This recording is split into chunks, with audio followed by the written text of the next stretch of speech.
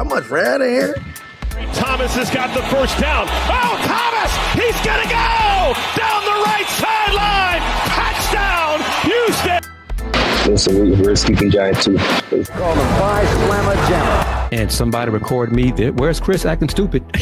So I'm looking forward to all of that, too. Don't sleep on Houston. Don't sleep on Houston. Again. Let's go! Go Cougs! Let's go! It's so good! The dream remains alive for the Houston Cougars! Let's Rage Coogs. Hey. Welcome into another edition of Let's Rage Coogs, presented by the Saxenian Family, live from Kansas City at the Big 12 tournament from the T-Mobile Center, where Kris and I are currently located following a victory for the Houston Cougars, a 73-66 win over 10th seed BYU in the Big 12 tournament quarterfinals. They advance to the semifinals of the Big 12 tournament, and they will take on the winner of TCU and Kansas, which is currently at halftime. The Horned Frogs have 34-31 lead in that game at the halfway mark. Joining me on this edition of Let's Rage Coogs, Kris Gardner of the Houston Roundball Review, Dayon Dunlap. How y'all doing? I love the intro, man. That's a good job. Great job on the new intro. Appreciate it. Appreciate Hunter as well, too, for the comments. Kris, you saw I worked on that yesterday during the second round, so we had to shake it up for the Big 12 tournament into the NCAA tournament. Yeah, I'm great. Like Kris said, fire intro, man. Good job, Andy. Appreciate it, Dayon. Appreciate the love. Let's get into this game. I'm gonna go follow up with that. Great intro. Not a great performance by the Houston Cougars, but it was a win. Well, that's you hit the nail right on the head. They did just enough to, not the best ending to the first half, but ultimately at the end of the day, they did enough to come away with the victory, and that's all that matters. They're advancing, win and advance. That's the kind of theme of this time of the year. That's all that matters. You win, you advance, you survive, and ultimately it was the UH Cougars going up ahead over the BYU Cougars. Looking at some of the final stats for Houston, Kingston Flemings led the way in scoring with 17 points. He had 4 rebounds, 3 assists. It was Emmanuel Sharp, second scoring, 13 points, 4 rebounds. JoJo Tugler finished in double-figure scoring. He had 12 points, 8 rebounds. Fun fact, UH is now 13-0 this season when Tugler finishes in double figures scoring-wise. Ultimately, you know, it very sloppy into the first half. A lot of it had to do with foul trouble. It was Milos Uzan, Emmanuel Sharp, Kingston Flemings all had 2 fouls heading into halftime. I think that was a big reason why BYU went on that run. And UH just did a much better job of playing clean. And you'll see from our coverage, JoJo Tugler kind of made a joke post-game in the locker room where his goal was just to avoid all contact possible. He's self-aware. He knows how important he is to stay on the floor and avoiding those fouls at all costs for Houston. And touch on it, I didn't get a chance to, I was working on it, but I want to make sure we join the show. I got a comment from BYU head coach Kevin Young about the officiating. I'm curious to get the fans who are watching us on Twitch and YouTube and Facebook and Twitter what Coach Young says about the officiating. But Coach Sampson said in his opening comments, he talked about, he did not say the name, but he referenced a guy stepping out of bounds a couple times, shoot the ball. He said another time we had a chance transition to get a layup. We didn't do it. Had a chance to go up 8 down the stretch and didn't do it. Who is he referring to, gentlemen? What guy he's talking about? Well, Kris, do you want to just play the clip and then we can discuss after? Who? What guy is he talking about who stepped out of bounds twice, who had a 3-0 transition and did not get a layup? Who was that? Dayon? He stepped out of bounds twice for Houston, had a 3-0 transition opportunity to go up 8 down the stretch and dribbled out damn near the shot clock. And it was a 30 seconds up violation. Who was it? It was this guy.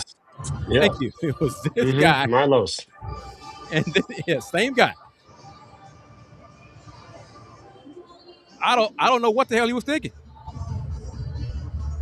Me either. I mean, rough start to the game. Then you paddle out foul. So, but go ahead, Andy. No, I was gonna say, Chris, you're alluding to, is it the 3-on-1 transition with like a minute left in the game and he pulled it out? It was about 2 minutes left. Cougs up 6. Yeah. Had a chance They to had the go up chance to go 8. up 8. And he just said, "Oh Pulled no, it no, out. I don't want to go up 8. Let me just go back around and waste time." And then it resulted in a shot clock violation. It was a horrible possession. But Not the best decision. no, not at all. He did not have a good game. Anyone didn't shoot well again from the floor. Got to the free throw line down the stretch. But key bucket by Chase McCarty. Key rebound, then the key three-pointer. And then Kingston Flemings with another three-pointer. So a redshirt freshman and a freshman came through down the stretch. The upperclassmen. But look, now hold on, Chris. Go ahead. Remember, at this point, they're not freshmen anymore. Oh, no. I mean, but Coach Sampson said I it mean, that way I in got you. I postgame. got Yeah. well, yeah. I know, Yeah. no, I'm with you, but yeah, Yeah, we believe that for sure. not for But sure. that's how Coach Sampson said it as part of the opening comments from him. But Milos, I mean, some of us up here in the press box, I mean, I'll be honest with everybody watching. I yelled out, "What the hell was that?" Milos, what's that? But hey, it did not cost Houston the victory. They still got the win. And for all the haranguing we're going to do right now, the team leading at halftime of this game right now is not the team I think folks thought would be ahead at halftime. That's TCU. Yeah, a little bit of a shock. With TCU leading. So, you just win the game you got. It ain't got to be pretty, just win. I mean, I think this is a good experience because it's surviving advance. Yes. So from here on out, and I think this is the way. I mean, they don't, like Coach Sampson has said before, after win, it's no asterisk, they ugly win. But although, Right. this is we critique the game, but I like it in the sense of surviving advance and get it done by any means. And those big shots down the stretch from Chase, from Kingston was monumental, especially when the upperclassmen pretty much throughout this season has been up and down. I mean, Yeah. they've been up and down, but I like the extra and efficiency from Chris and Knack, as well as JoJo. And so if the front court can kind of take up that slack and be able to add to the scoring, we know Kingston is going to be the floor general and the closer that he is. And now Chase and Mercy doing their contributions. I still like us because at any moment, and we hope that Emmanuel and Milo make shots. And Mercy scored 6 points. He had some moments in the first half that Coach Sampson did not like, but Coach put him back in the game in the second half. So that's a plus going forward as well. So let's acknowledge the poor play, but also give credit to the guys who got it done and helped the team win tonight, like Chris and like JoJo. JoJo had another drive and finish at the hoop. Beat his man off the dribble from the perimeter. So that's good. And Chris played well. Double figures for him also. As Dayon touched on, the young guys really came through. It was the veterans, wing players who kind of were like, what was this? But it's still a win. And that's kind of become a theme to end the season for Houston. It's been a lot of really going back to Kansas. It's been a lot of the younger players that have stepped up and made big time plays that have led in victories for Houston or good execution down the stretch. Well, I'm curious to get your thoughts. This comment just popped up on via the Pinto Leon Law Firm comment section by Mr. Big Texaco. He asked, what about the offense? We get stagnant way too many times and just too slow. Need to run and get easy buckets in transition. Well, Mr. Big Texaco, thank you for the comment. But one of those examples to get an easy bucket in transition after a stop happened with 2 minutes left in the game. And Milos didn't take advantage of it. So, I mean, a chance to go up 8, and he pulled the ball back, and then they didn't even get off a good shot.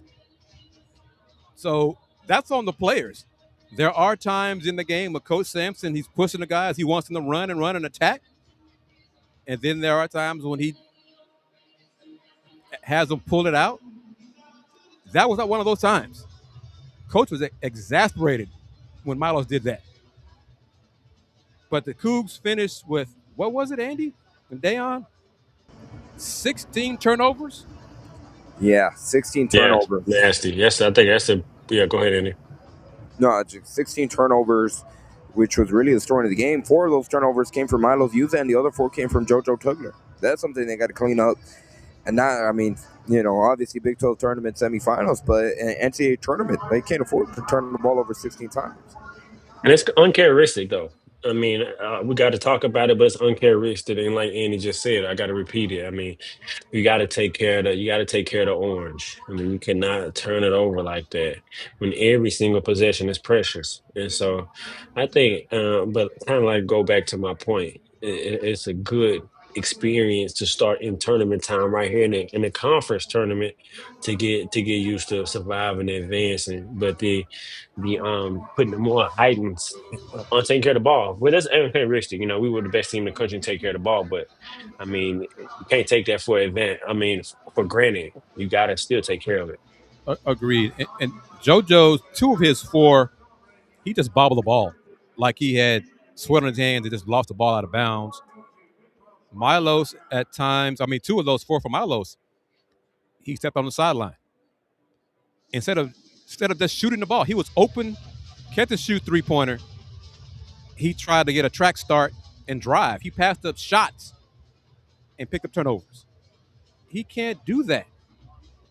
So, Emmanuel Sharp, some of Emmanuel's, this is one of my things that I started saying last few shows. Emmanuel took some heat check shots, but he never got hot. Some of his shots, like, what the hell, E? And I feel like we said that on plenty of shows. Yes. I feel like Andy had. I'm not sure who said it, but I feel like we said that about the conversation for sure.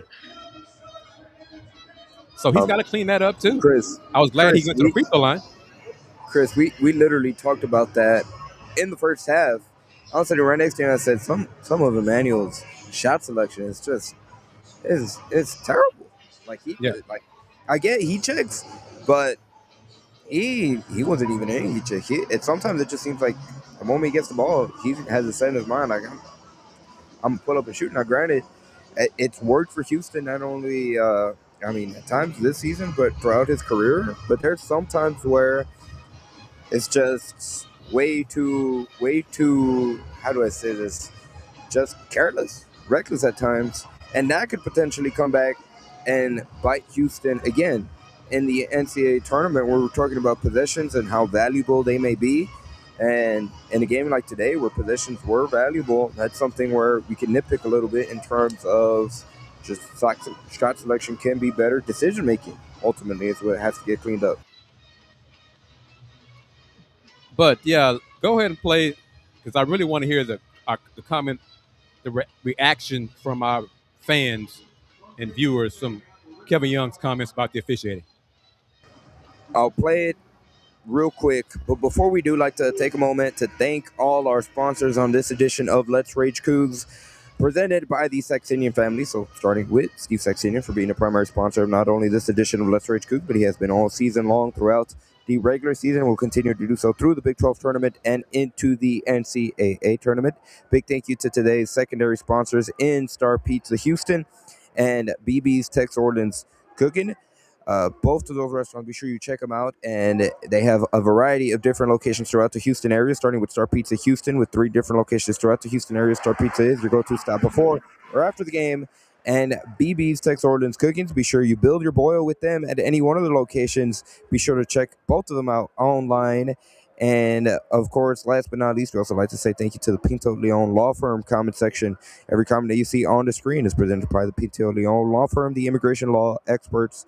And with that being said, let's hear what Coach Kevin Young had to say following the 73-66 loss from BYU's perspective. Obviously, a win for Houston's perspective. Some of it we were driving in the crowds for sure, but I'll just cut to the chase right out of the gate. AJ took 10 free throws, Rob Wright took 4, and I don't ever go there. And again, Houston beat us. Stone Cold beat. They won the game.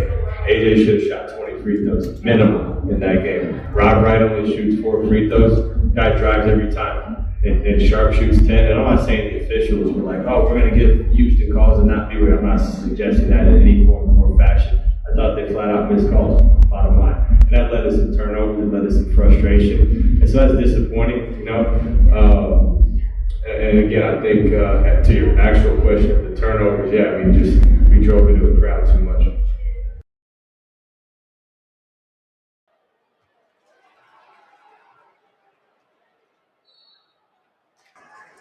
So once again, that was BYU head coach Kevin Young.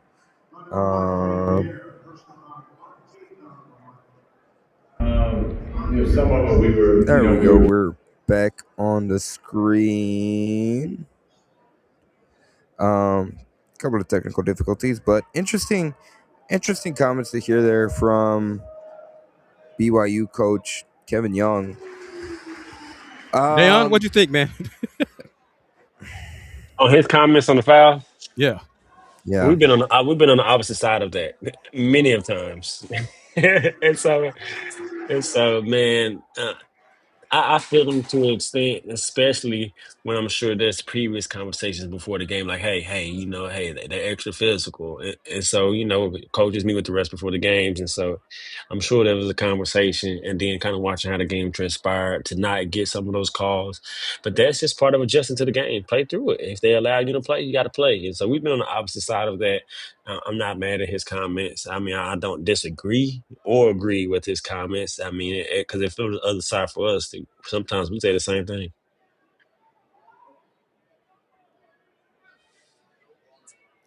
I thought the refs called it too tight in the first half. I liked how it was called in the second half. Yeah. You know.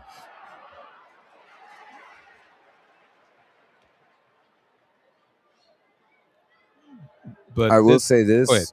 Sorry, Kris, just in terms of, like you said, how you like how it was called in the second half, that's definitely going to be to Houston's advantage. The more they let the players play on the court, and ultimately, I think that could have been a little bit of a factor. But do I think that's the deciding factor? No. At the end of the day, Houston kind of did what they did the first meeting when they played BYU, and that's they executed better down the stretch in the second half. And I was even with mistakes. Like, how often is Houston going to turn the ball over 16 times? And they still lost. BYU did by 7 points. I don't think that's the deciding factor in the game. But like Dayon said, I understand his frustration. But, you know, it is what it is, for the lack of a better word. Like, that's not why BYU lost. And let's be clear. 6 of Emmanuel's 10 free throws in the last 30 seconds. When they were trying to foul. Okay. So beyond that, before that, he took 4 free throws. So, you know, it's like Coach Young is having recency bias. You know, come on, Coach. That's not – well, that wasn't a factor. Just like Emmanuel and Kingston said after the game, the floor wasn't a factor. The slip and the slide. And Emmanuel said point blank, I fall a lot. So the floor wasn't a factor tonight. Anything, I fall a lot. That's what he said. So, you know. Same thing with Kingston. He said that, you know, the floor is different, but at the end of the day, Kingston's comment was both teams have to play on the same floor, right? Yeah. So, again, it is what it is. The officiating was, I thought that the officials did a relatively good job of calling it consistent. In the first half, they were consistent in terms of being a little bit more ticky-tack, and in the second half, they were more consistent about letting both teams play.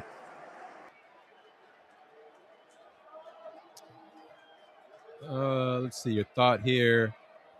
Oh, the fouls by the starters in the first half. There was some of that. I mean, that was poor.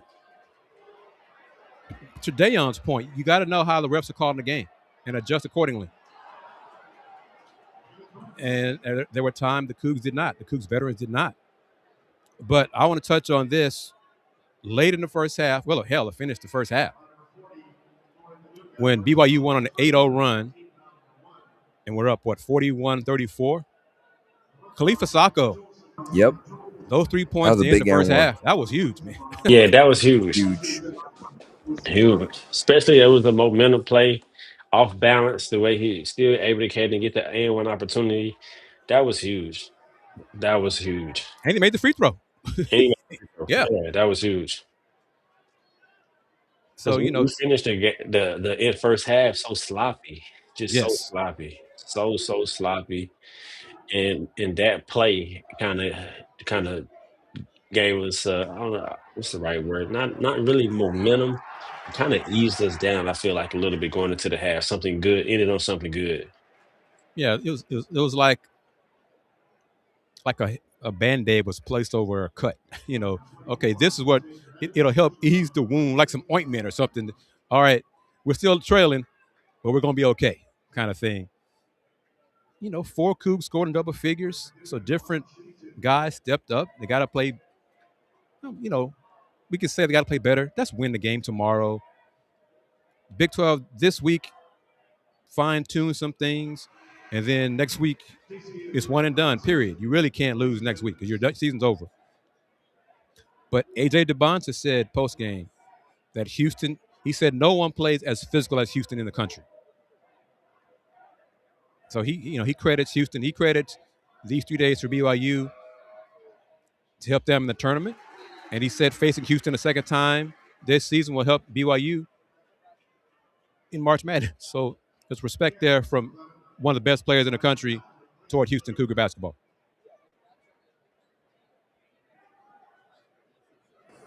What do you think of Crabtree's comments via the Pinto Leon Law Firm comment section? I think the offense has better concepts now. Shots just needed to fall, but give credit to BYU's defense. They held West Virginia to 48 and 20-pieced them yesterday. This league isn't an easy out. Well, I think a lot of credit does go to BYU. Coach Young said yesterday and today, and AJ as well, they're scared down the stretch. They had a look in the mirror as a group, and they got better defensively.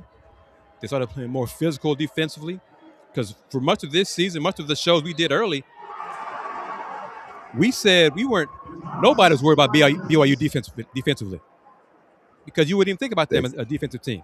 They got better these last 4 or 5 games because of their defense, and they got more physical. And Coach Young played some different guys who are better defenders than other guys in the rotation. So that's been a key to BYU riding the ship.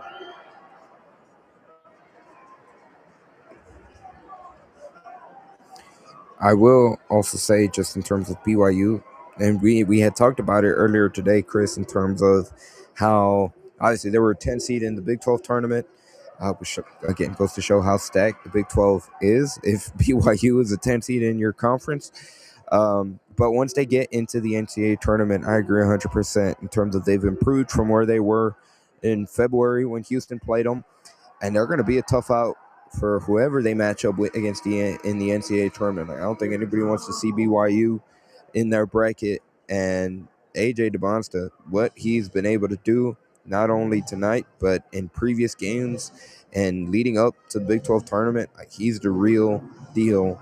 And he's going to be a handful to handle, not only in the NCAA tournament, but he's got a bright future and career ahead of him. And AJ DeBonta is good enough to lead BYU to a game in the tournament, almost by himself. He might drop a 40 piece on somebody, 40, 45 in the first round of March Madness next weekend, next Thursday. He's that talented. He is the real deal. So, He's the number 1 pick. He's the best player in the country. He's the number 1 pick, the best player in the country. I agree. He should be. Yeah, He should be. he should be. He should be. Yeah. Depending on who gets it, depending on who gets it, but he's the best prospect that I've seen coming out. He can draw fouls. He can get to the hoop. His handles are getting better. His shots getting better. His reading the game is getting better. But he had 5 turnovers. So we're talking about Houston turnovers. AJ had 5, and so did Rob Wright. They had 10 of that's BYU's top 2 players. They combined for 10 of their team's 18 turnovers. So, credit BYU's defense and also credit Houston defense for the job they did against Rob Wright and AJ.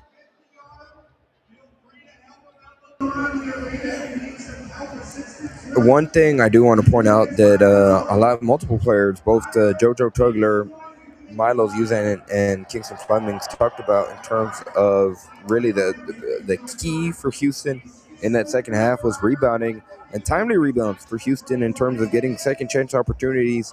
And one guy that was in the middle of a lot of tips, and he's got an act for being able to do this, is Chase McCarty. And buying second possessions, third possessions for Houston, like we saw down the stretch in this game against BYU.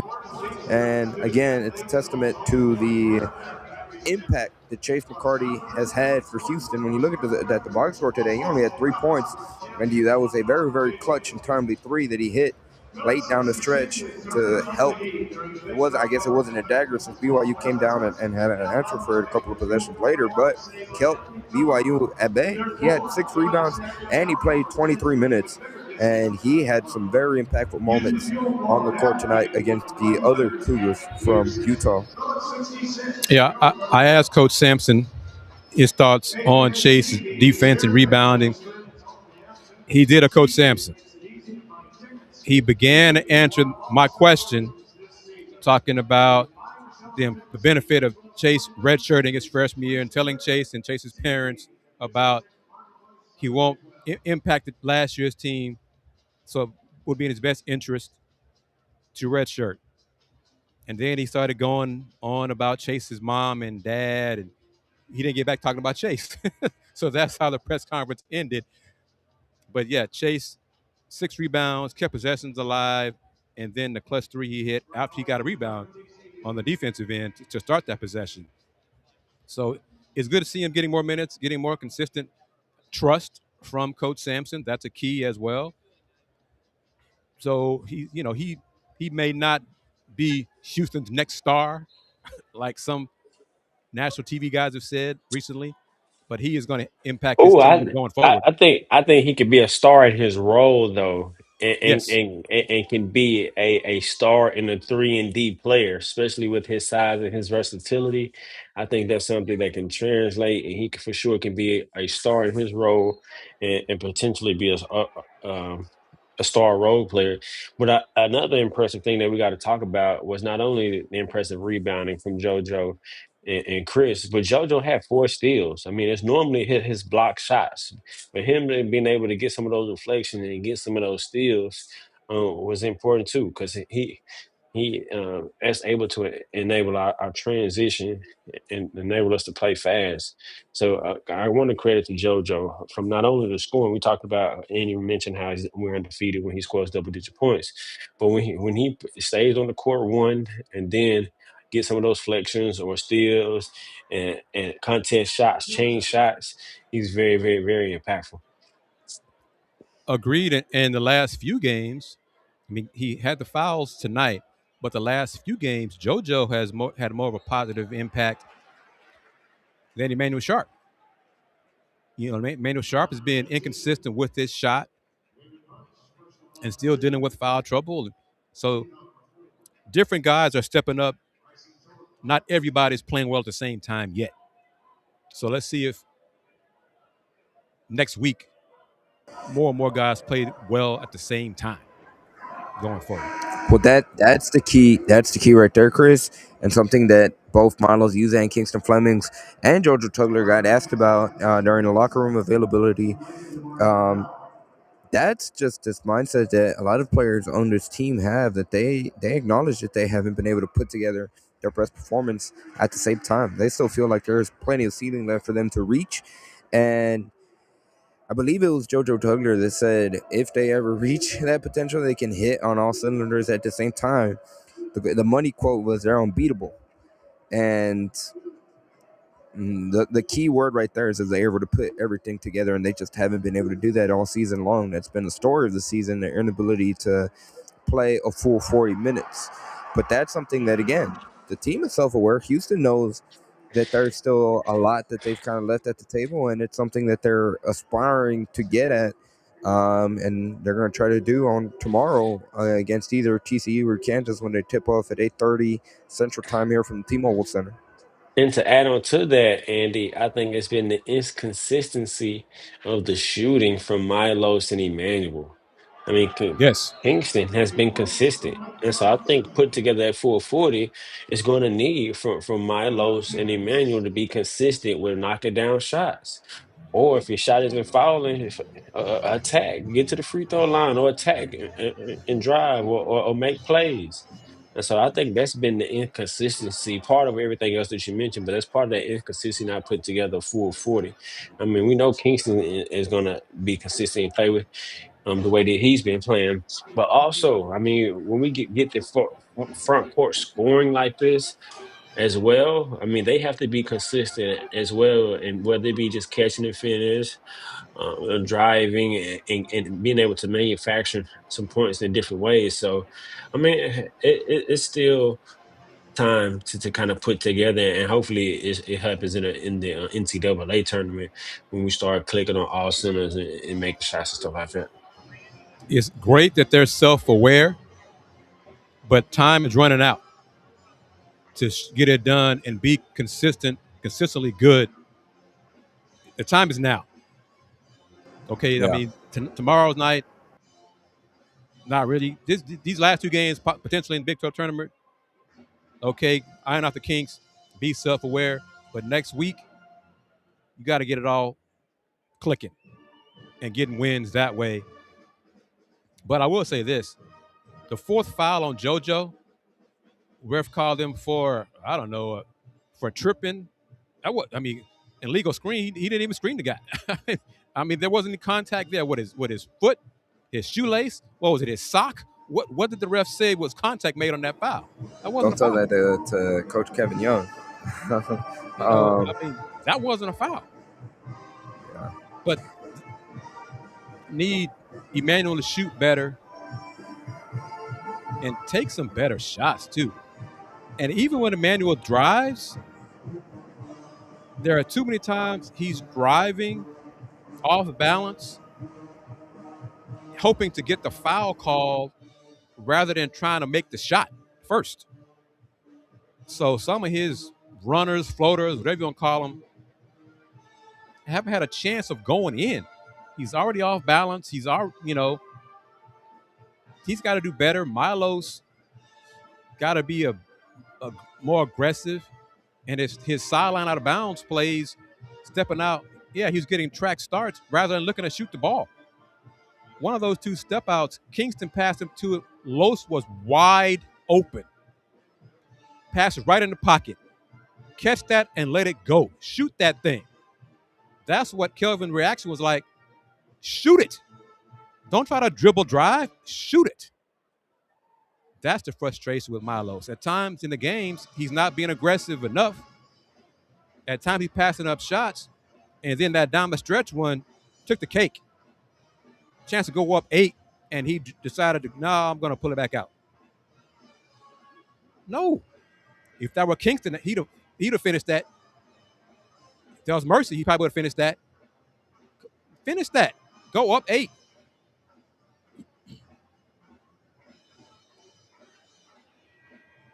Speaking of Milos, Kingston, and the rest of the Houston Cougars, we are going to have clips. We're going to start off with Milos Uzan here in a second. But before we get to that clip from Milos Uzan, I'd like to take a second to thank today's sponsors on this edition of Let's Rage Coogs, beginning with the primary sponsor in Steve Saxenian, who is not only the primary sponsor of this edition of Let's Rage Coogs, but has been all season long for each and every single regular season game and will continue to do so throughout the Big 12 tournament and into the NCAA tournament.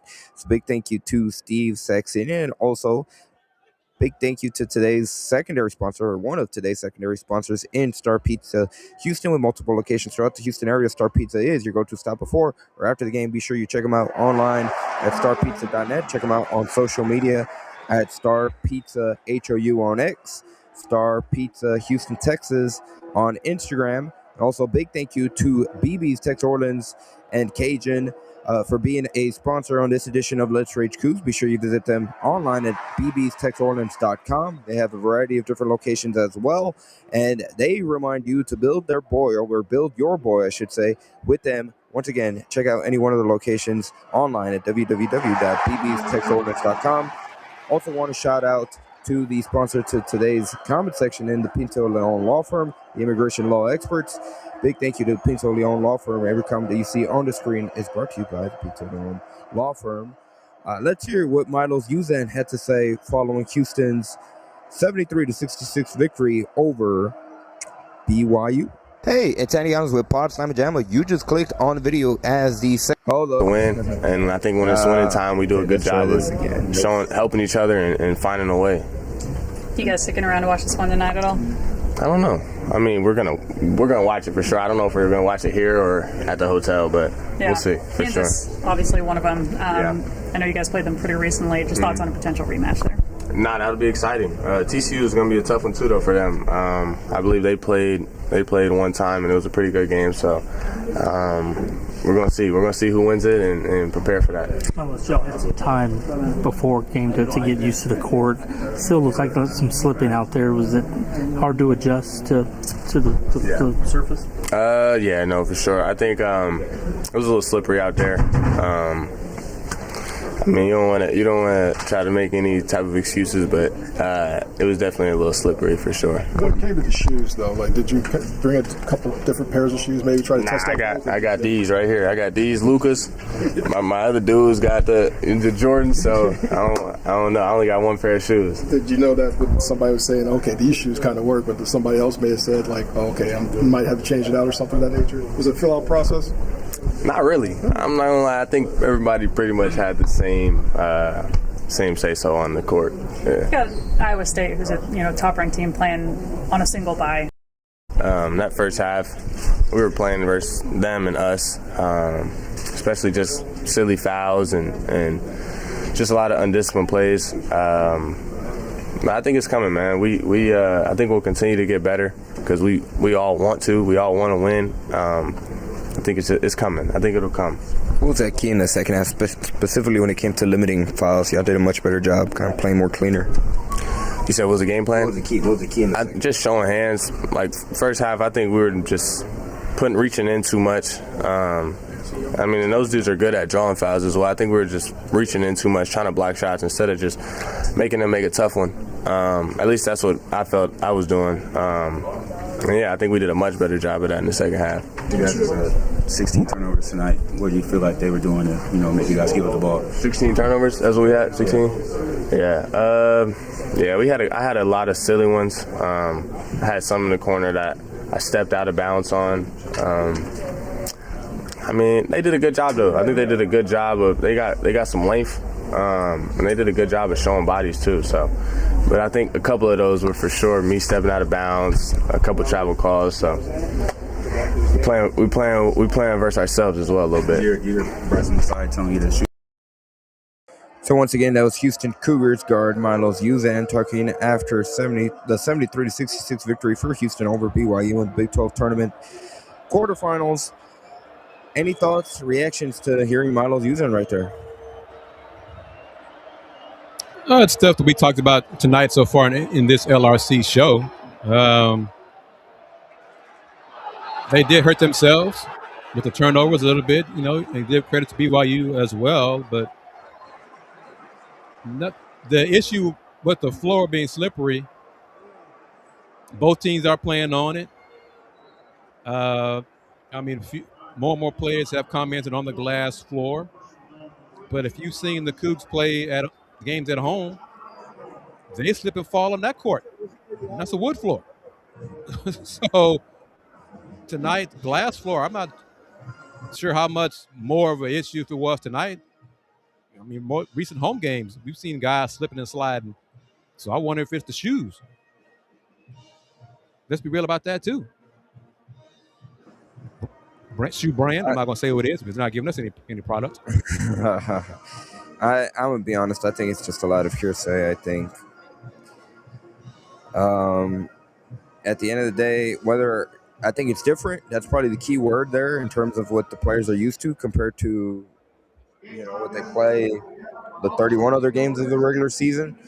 But I don't think it's that big of a factor, to be honest. Just my opinion. Yeah, I don't think so either. I agree with you. I really don't think so either. I think I mean, I really like what he said. He really didn't make any excuses. Held himself Yep. accountable about the bonehead turnovers that he had, and kind of like it's us versus us. If we cleaned up some of the things that mistakes that they had and play better together, then it'd be to the benefit of winning the game. And so, I really like everything he said. Honestly, And Andy, you and I commented on it. I think first half, you can hear the shoes squeaking on the floor at times, just like Yep. a wooden court. Yes, So sir. how much of an issue is it if we're hearing the traction and the squeaks when guys are moving around on the court?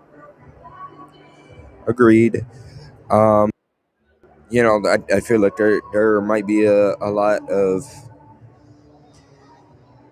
comments that there'll be sound bites coming off this game about the floor, just from the Houston perspective, because it's our first time playing on the court. But I think a lot of the players feel indifferent about it. And again, at the end of the day, everybody has to play on this court, so it is what it is. That being said, we have one new segment here on this edition of Let's Rage Coogs, and we're gonna start doing a player of the game. And the player of the game is fluid, and I'm gonna put it on the screen, and then we can discuss, because I have a feeling that we will have some discussion following. But the player of the game, sponsored by BB's Texas Ordnance Cooking. Once again, BB's would like to remind you that build your boil with BB's Texas Ordnance at any one of their different locations. Be sure you visit them online at bbstexasordnance.com. The player of the game, Joe Tugler, who with the double figure scoring wise, Houston improves to 13-0 this season when JoJo Tugler gets into double figures, but he not only had 12 points on an efficient 5 of 8 shooting, he had 8 rebounds and 4 assists. He did have 4 personal fouls and 4 turnovers, but he is the BB's player of this game in Houston's 73-66 victory over BYU. Once again, a big thank you to BB's for being the sponsor of the player of the game for the Big 12 quarterfinals in Houston's victory over BYU. And 2 blocks, and to go along with those 4 steals as well. Yes, sir. You got the 2 blocks. and the assists. Yep. So, yeah, he stuffed the A little stat bit sheet of all over. everything. Yeah. Yep. So, yeah, I got no problem with that at all. He stuffed the stat sheet, and he's played better lately. So And he's responding. I don't know if Coach Sampson said that he had a one-on-one with him. I know he mentioned Milos, but I know Fluff mentioned after the game that this with the experience that he had, he's sure Coach is going to sit down his upperclassmen.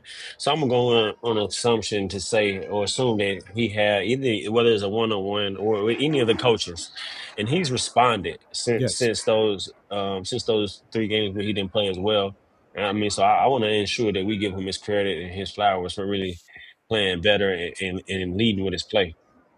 Agreed. So great. Hey, look, the debut of the player of the game. It's a hit. JoJo Tugler, the BB's Texas Ordnance player of the game, following Houston's 73-66 victory in the Big 12 tournament quarterfinals over BYU.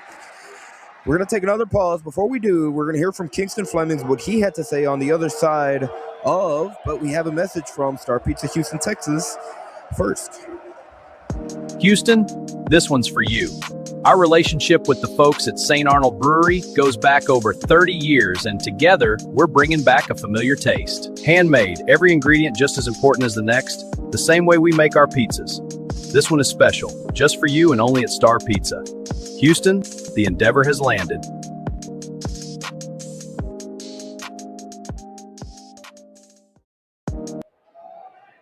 Now the message by Star Pizza, clever. We're new partnership going with St. Arnold Brewery. Their celebration of the partnership on Pi Day, which is coming up on March 14th.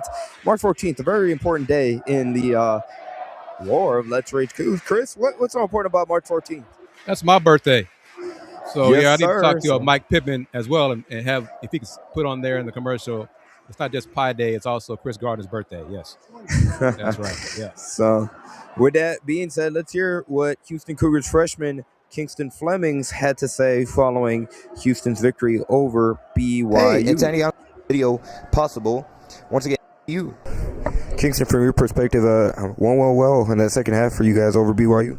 I think, us rebounding, and then Chase McCarty and Emmanuel Sharp. I mean, guarding AJ DeBonce is no easy task at all, but I mean, we guarded them as a team. But I think in that second half, we really limited them and like with fouls. We didn't foul him much. I think he maybe shot 2 free throws, but in that first half, they're getting to the line, and we can't get a good rhythm when teams are getting to the line like that. So I think second half, we didn't foul him as much. We got to play good defense. I think that's really what gave us the win. Speaking of Chase, what have you seen out of him? Chase, I mean, everyone on the team knows who Chase is. He's emotional. He's good and bad way. He's an emotional player, but you need that on the team. I mean, he's gonna make all the hustle plays.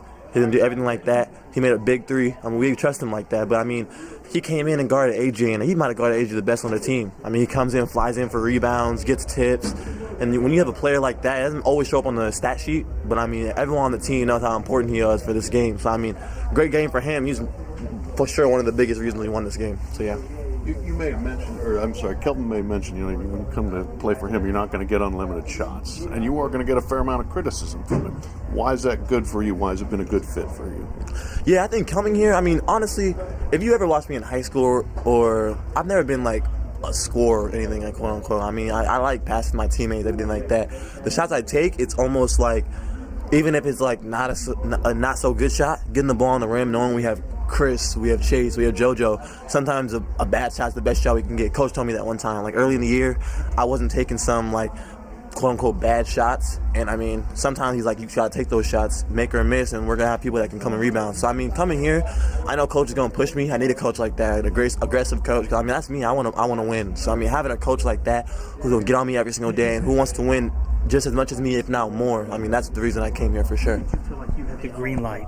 Like, there's no question. You didn't have to look at the bench and him looking at you like, why did you take that shot? Yeah, I think it's all earned. I mean, coach, he's had talks with me about, I think the first game he really had to talk to me about that was Arkansas. I mean, he was like, this is one of the games you're going to have to shoot some bad shots. And sometimes you're going to have to get 30, and sometimes you're going to have to get 10, 12 assists. So, I mean, just trying to go out there and know he trusts me with those shots. I mean, coach isn't a hard coach to play for. I mean, he's intense, and he just wants to win so bad. But if you do what you're supposed to do and you win, I mean, he's a great coach to play for. So I think coming here, just trying to shoot the shots I can. And if they're good shots, he'll let anyone on the team shoot. He knows every one of our skill sets. So, I mean, just knowing he believes in me is great for sure. Talking about big shots, Chase McCarty hit a big one down the stretch. Can you talk about the impact that he's had in this game just recently down the stretch for you guys? Yeah.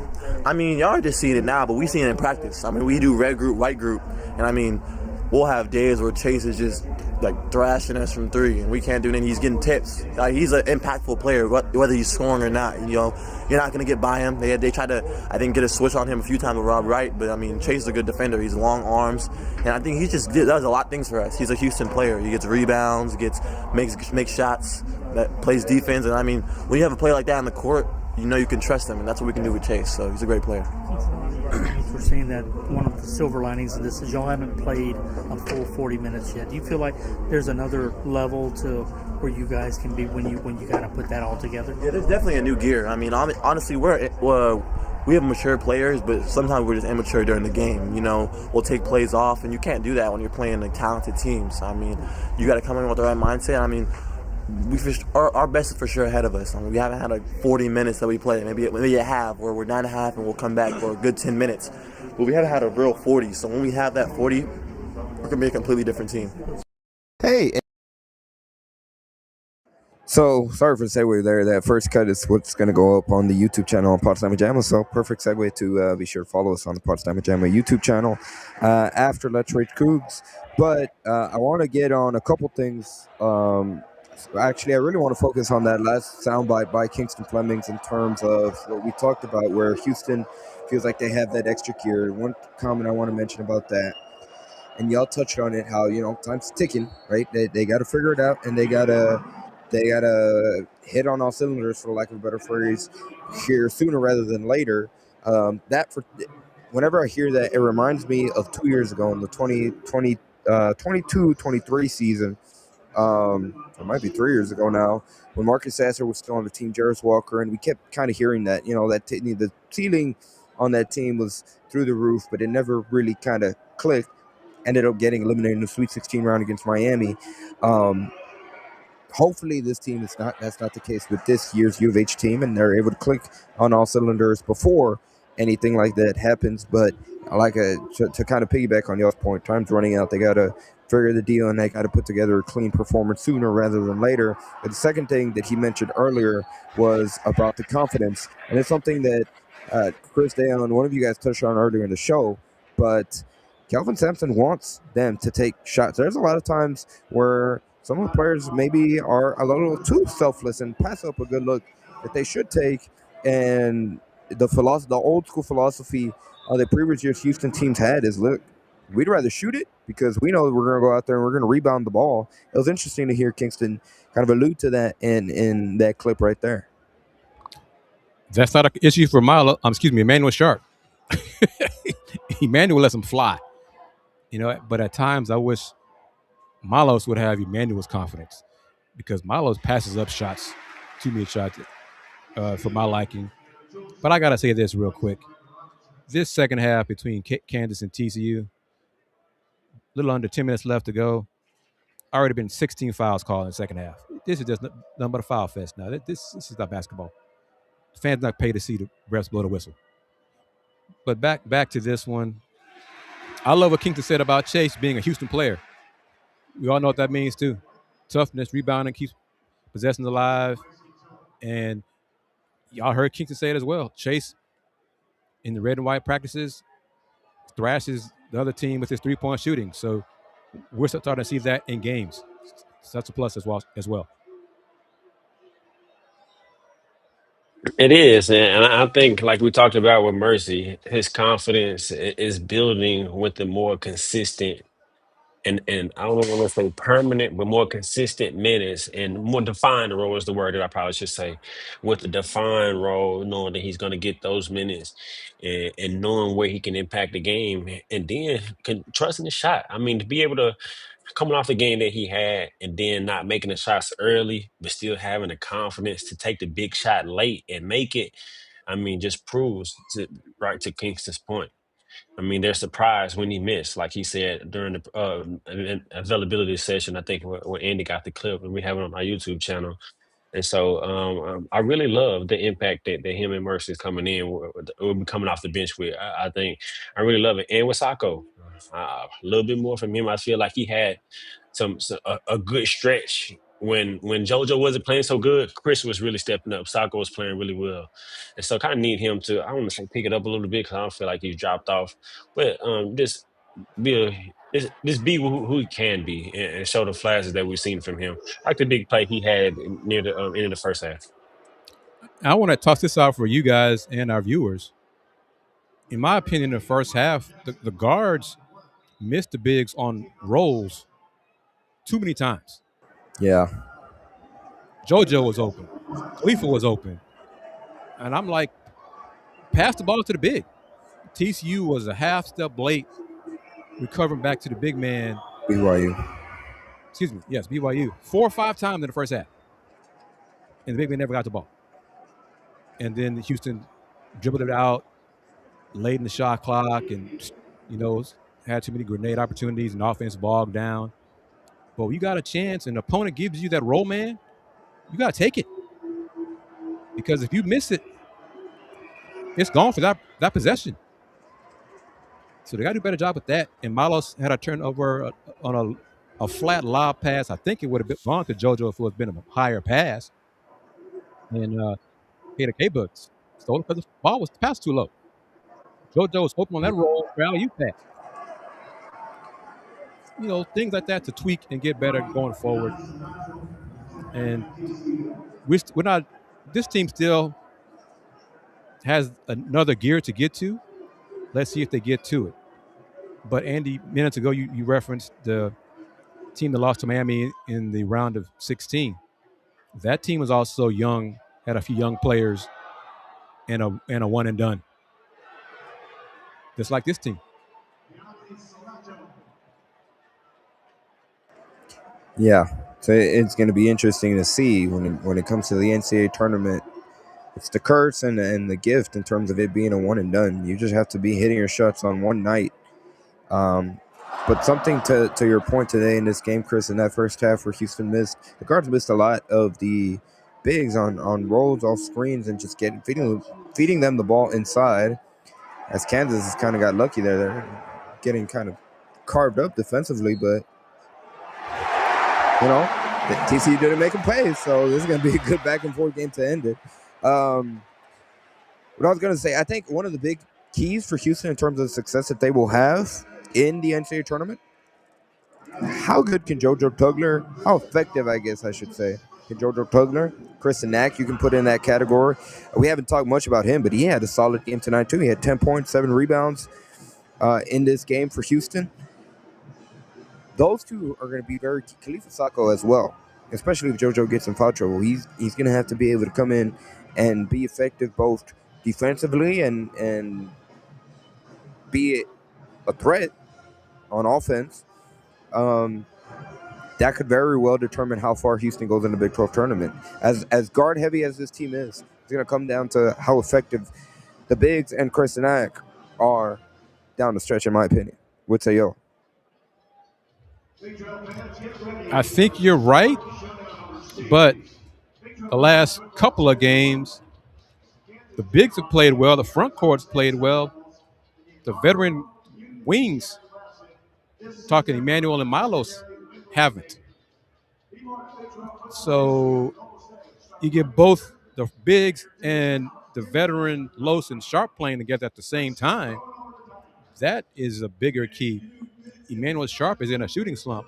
I don't know if you have time to pull up his recent shooting numbers, but they are good. He's not shooting the ball well from 2 or 3 the last few games, and Houston has still won. So maybe he's just getting a slump out of the way now, and then he'll get hot for the 6 games in March Madness, and we won't care about E-Man struggles these last few games.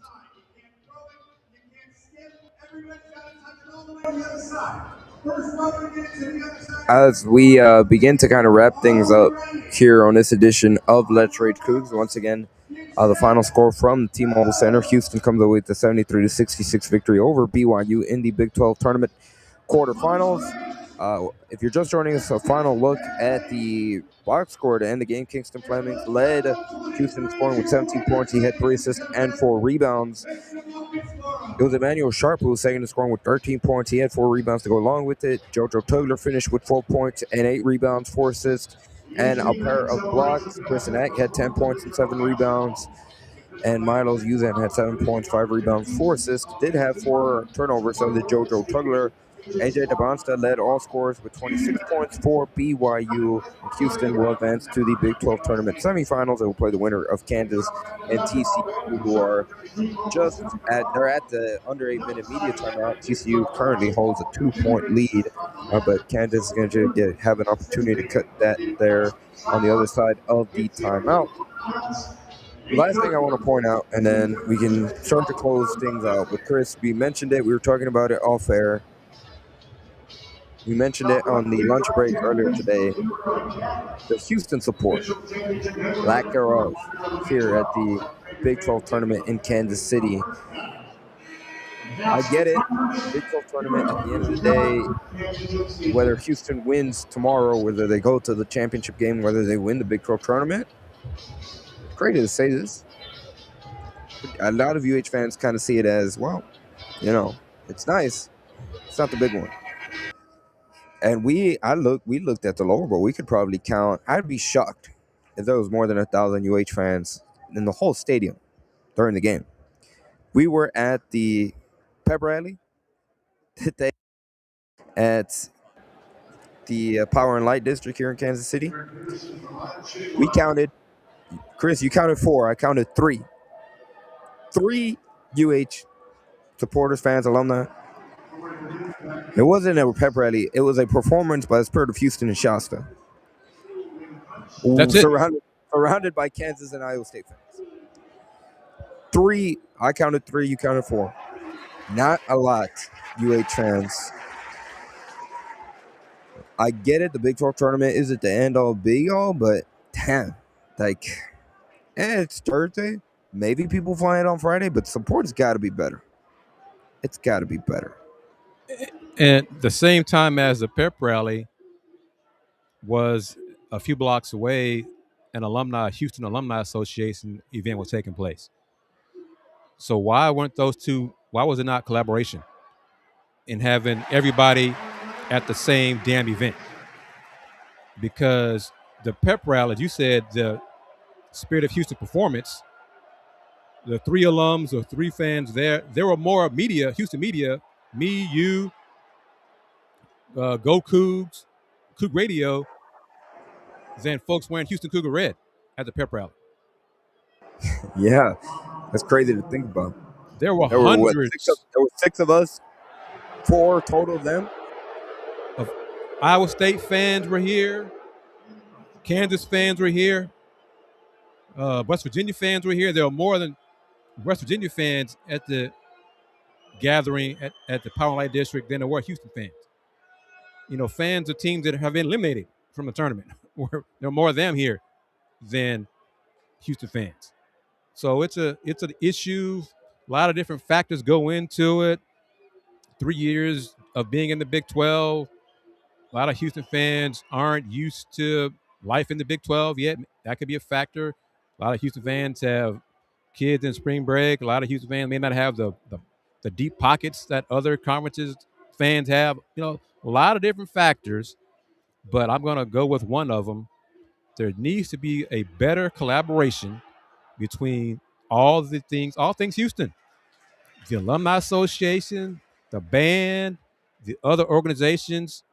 If they can't or won't get on the same page regarding events and gatherings, then why should we expect other fans, the Houston fans, to come to these events if you're splitting the baby?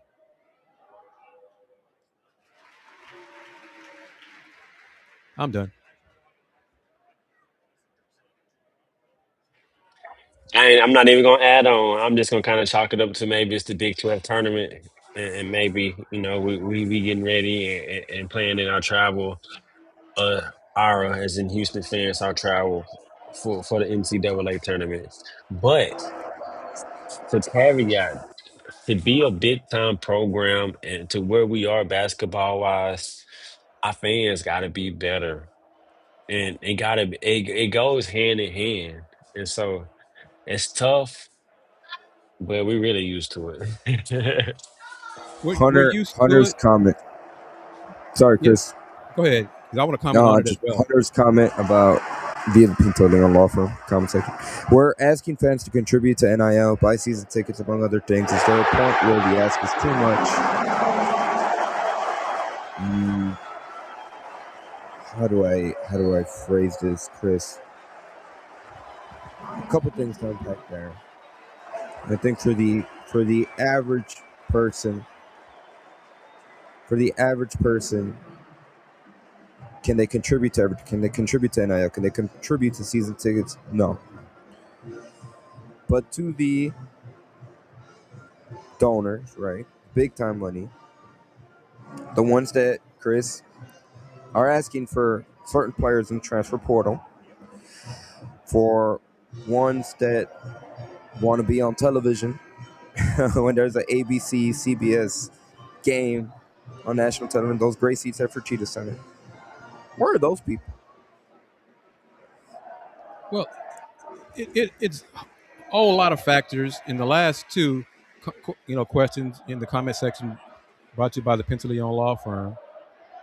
This one, we're asking fans, again, I'm going to say this, and I'm going to sound like I'm bitter. I'm not bitter, but I'm frustrated with it because I've lived it for 30 years. Okay? Houston Round Bar Review has been independent for 30 plus years. All right?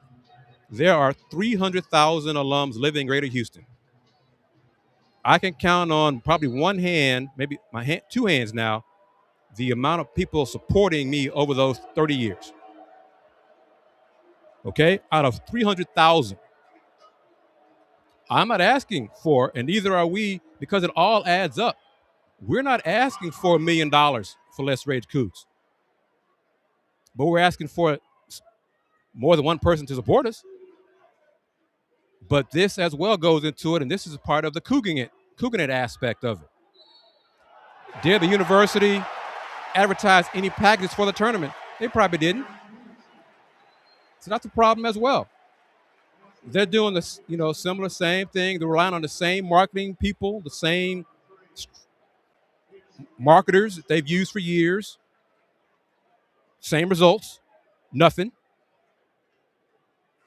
So how are they going to?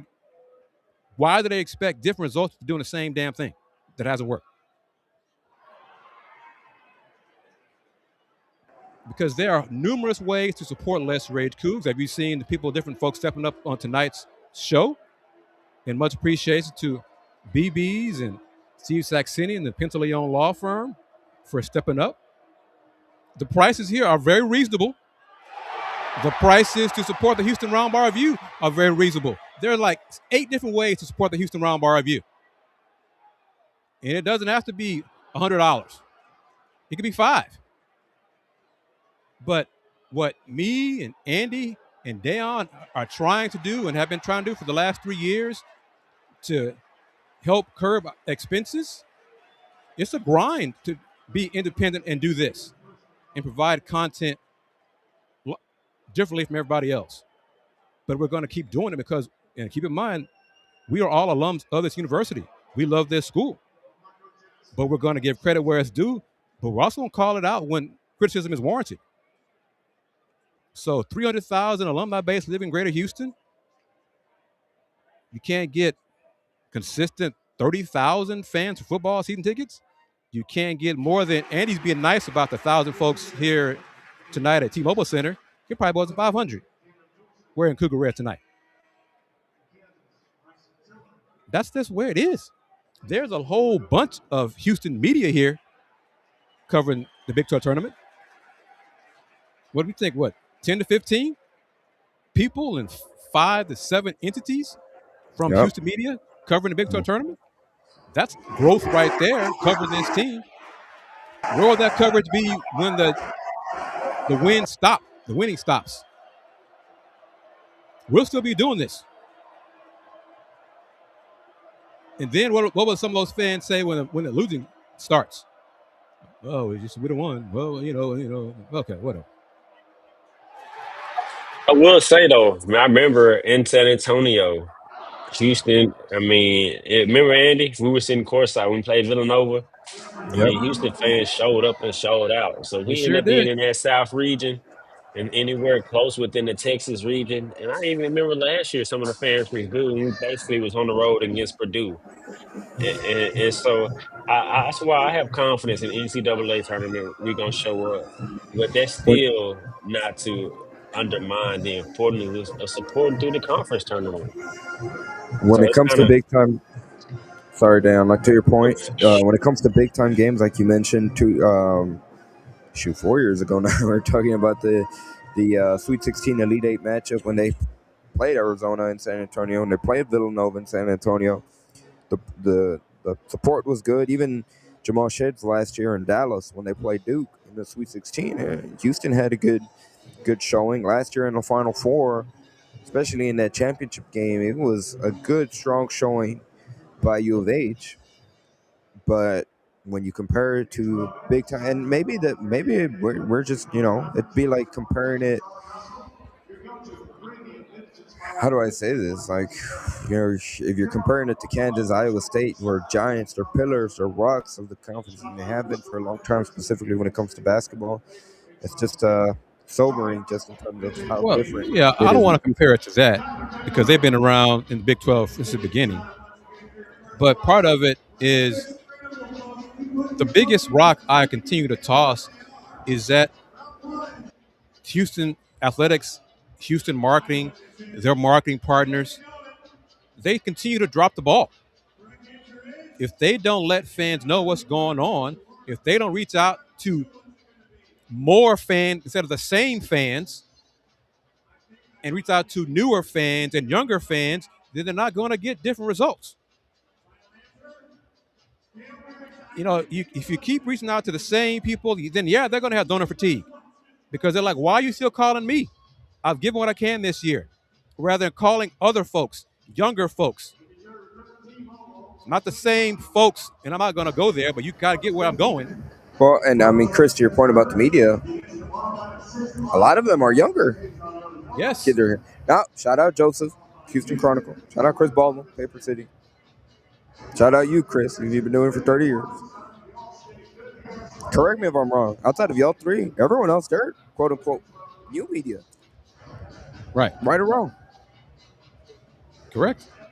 So that's a great point, Kris. There's and it kind of connects with Hunter's point, but you got to check. Sometimes you got to shake things up. You got to look elsewhere. You know, if the well's dried up, you got to go and you look for water somewhere else. You can't be trying to dig the same dried up well and expect water to magically appear.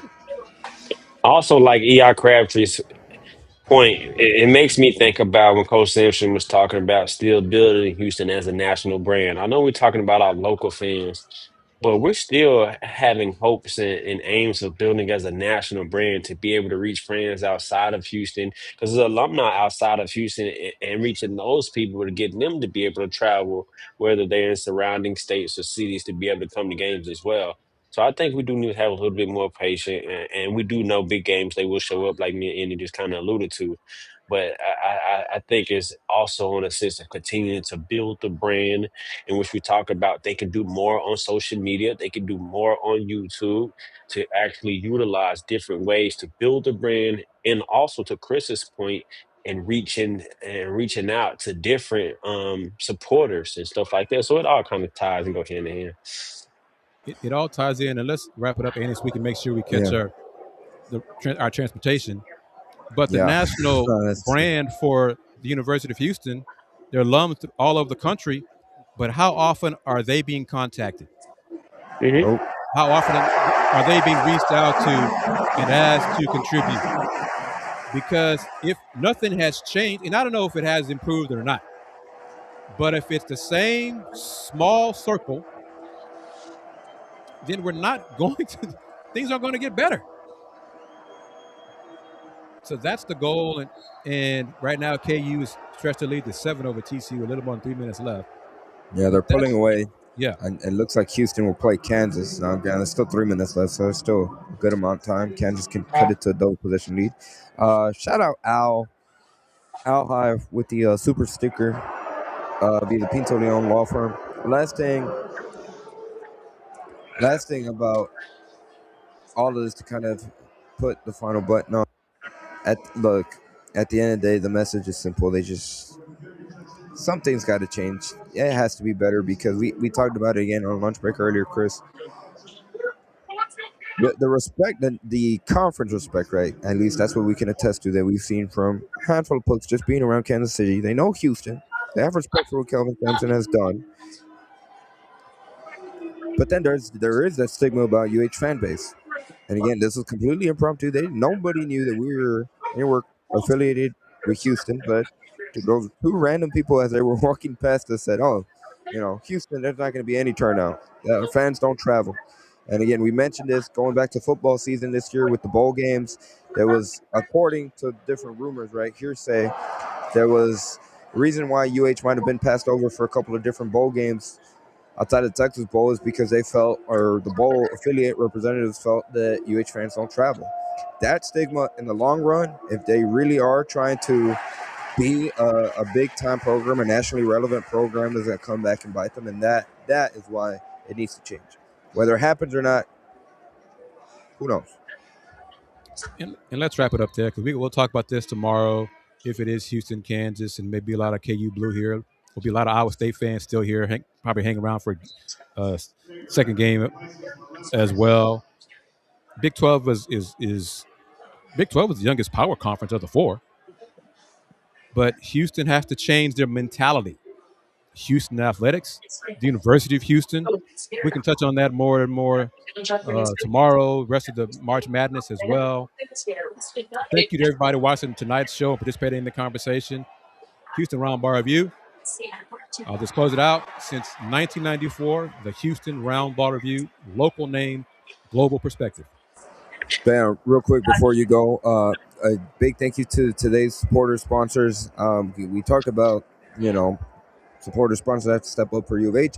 We'd like to thank every single one that has helped and been a sponsor on this edition of Let's Rage Coogs, starting with Steve Saxenian, your primary sponsor of this episode of Let's Rage Coogs. Star Pizza Houston. We have one more ad that we have to play with them before we close out and send it over to you, Dayon. But big thank you to Star Pizza Houston, Mike and Jennifer Pittman, for being a sponsor on this edition of Let's Rage Coogs. They have been all season long as well. BB's Tex Orleans Cooking. Be sure to visit them online at bbstexorleans.com, and they remind you to build your boil with them at any one of their different locations. Be sure you check them out online once again at bbstexorleans.com. And a thank you to the comment section of this edition of Let's Rage Coogs, the Pinto Leon Law Firm, the immigration experts. Reach out to the Pinto Leon Law Firm. Once again, the immigration law expert. Let's hear the commercial from Star Pizza, and then Dayon wrap it up on the other side of the ad. Houston, this one's for you. Our relationship with the folks at St. Arnold Brewery goes back over 30 years, and together, we're bringing back a familiar taste. Handmade, every ingredient just as important as the next, the same way we make our pizzas. This one is special, just for you and only at Star Pizza. Houston, the Endeavor has landed.